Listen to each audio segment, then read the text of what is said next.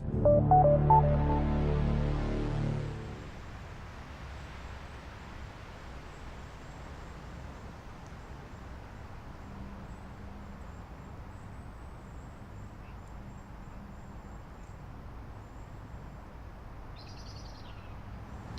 Victor, it's good to be here in this Peace Garden, and as we sit here, we're sitting at a time when just this week the world will look back to the end of World War I and Armistice Day and everything that surrounds that.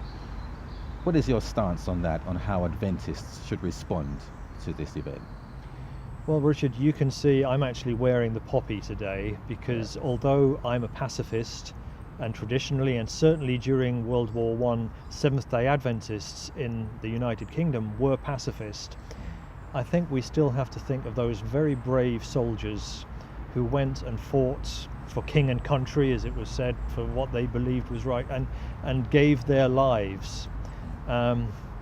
They were heroes, and I think we have to remember the courageous sacrifice they made, even though when I look at the history of World War I, and in fact of most other wars, they only end when people eventually sit around a table and discuss, and some kind of peace eventually comes.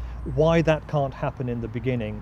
And that's the reason that while I'm here and while I'm delighted to be sitting in a peace garden, my emphasis has to be far more on peace, grateful that war that supposedly was to end all wars should come to an end, but recognizing that was a pipe dream, that there has been war every single year since then till now, and millions of people have died as a result of it. Well, we'll talk a little bit more about this peace garden in which we're in, but going back to those pacifists, and there was about 130 British Adventists who were conscientious objectors. How should we celebrate their stance that they took? I think that they were just as courageous as the men who went to the front and fought in the trenches, because they had to stand against incredible opposition. You know, if you were not, as a young man, wearing a military uniform, you were considered to be a coward. You would have people, girls, coming up to you in the street, giving you a white feather. You would be taunted, you would be bullied. And then these young men made the statement, we're not going to fight, we're not going to bear arms. And a lot of them, not all of them, but a lot of them ended up in prison, ended up with a severe amount of bullying and harassment, and yet they believed that thou shalt not kill was a real principle that they should live by.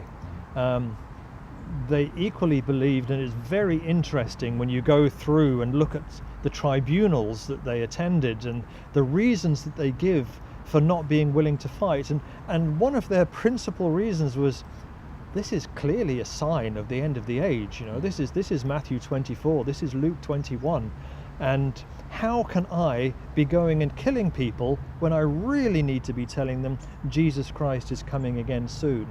And I think that principle, okay, 100 years old, I think that's still a principle that's very valid for us today, that we've got a message of hope to give.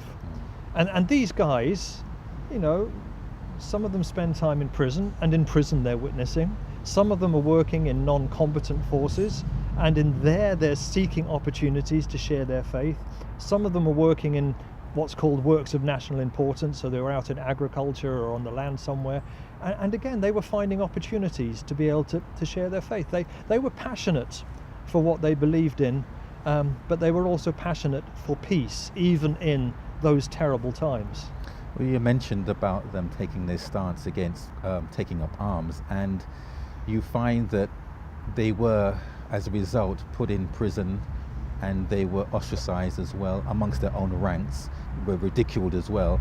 But yet you said that in the midst of that, they were able to find opportunities to still witness to other, troops coming from overseas. I mean, that is a wonderful experience. Yeah, I mean, there were cases. I mean, there's one I just came across yesterday. Every time I look back in the Missionary Worker, which is the Adventist paper of that time, And you look down through the columns, I keep coming across new stories of what these conscientious objectors were doing while having to be in military service. And the one I came across yesterday, they were in France. They came across some troops from, I think it's called the West Indian Expeditionary Force. So here are British Adventists meeting up with troops from the West Indies, ending up making friends, sitting in their tents with them, giving Bible studies, sharing together. The tent next door, hearing what's going on and saying, please, can you come across to our tent as well? And they're there witnessing. And there's quite a few stories like that. There's two that went to Ireland. I'm not sure why they were stationed there rather than France, but on their days off, they went door to door selling present truth. And by the time they'd finished their assignment in Ireland, they actually ran an evangelistic campaign before they came back to mainland Britain. So in the midst of seemingly persecution, there was a way in which God used them to reach other people. But it was also more than that. I mean, they were the pioneers of conscientious objection during the World War One in the British Isles. But yet they set a precedence, they set a standard for World War II. They were the pioneers along with the Quakers, and we're sitting here in Watford. The Watford Quakers were they produced a whole film about it as well. Yeah. And Methodists, there were quite a number of groups. You know, a lot of people were conscientious objectors for very much the same reasons as these 130 Seventh-day Adventist men.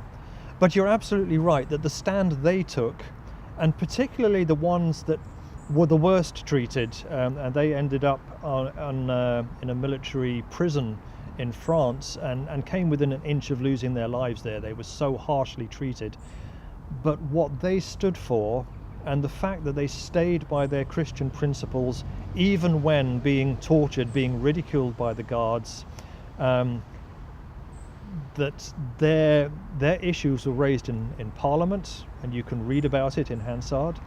And when it came up towards World War II, one of those men, H.W. Lowe, had by then become the union president of the Seventh-day Adventist Church here, and he and the executive secretary were called up to London to the War Office. They spent an hour with a lawyer in the War Office, and the lawyer had a stack of papers in front of him of all that had happened. I wish I could find those papers, but I suspect they were burnt in a fire that happened in the records office, so I've never been able to trace them. But the lawyer at the end of that hour basically said, you know, I can see what you guys went through, and I respect what you stand for, but I can clearly see that the army is not the right place for you to be.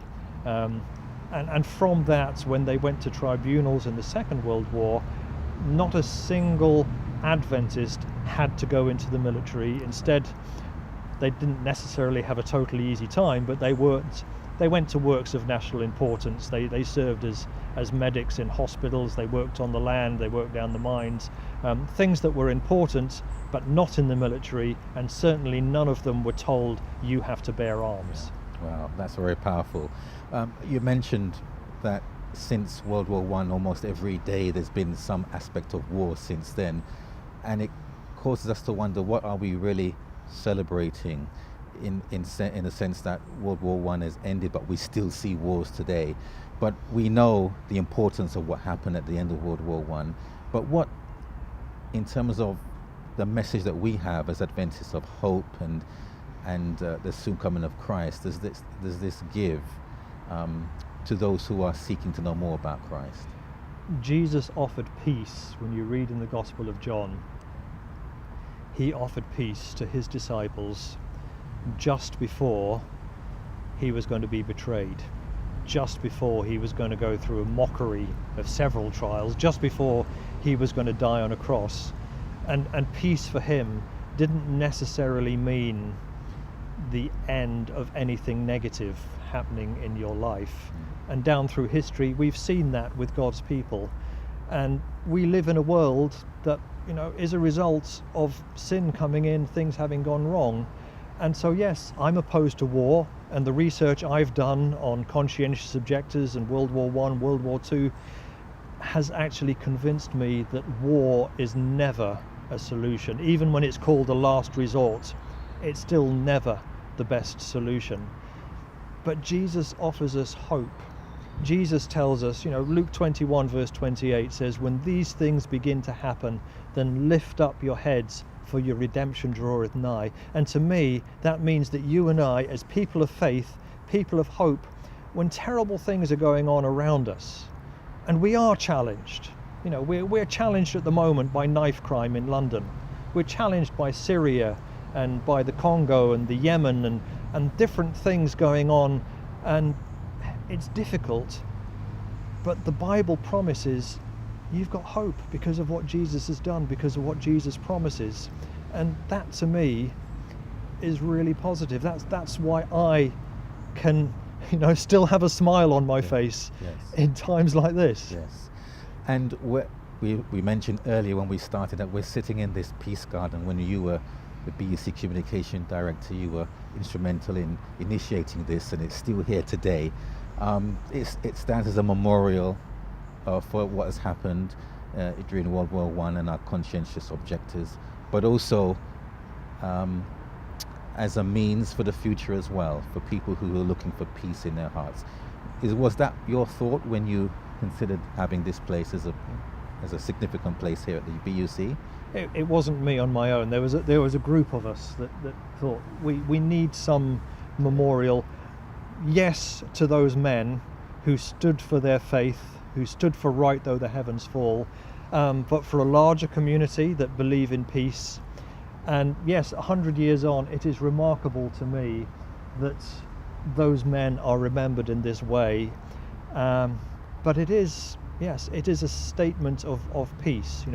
There are peace memorials all over the British Isles, but most of them are talking about a cessation of war at the end of World War I, at the end of World War II in particular. There are only a very few that are actually saying peace is far more important than war. Working for positive solutions is far better than shooting people. Sitting around a table, even when you severely disagree with each other, is still far the best way to work it out. And so this to me is saying that it's saying to me that Jesus is the one that gives us peace. So again, we can sit here and relax. Quite a number of our conscientious objectors ended up in prison again because of Sabbath issues. And this again, the Sabbath is a day of rest, a day of peace for me. All of those different things come together, and so it's actually quite wonderful just to come and to sit here and to see this as a place of reflection, a place of peace. Well, Victor, thank you so much for sharing your thoughts and your views on the effects of World War I on the conscientious objectors and the British Adventists who were involved. And it's just a joy to be in this Peace Garden where we can reflect on the promise that Christ gave us and his peace that passes all understanding.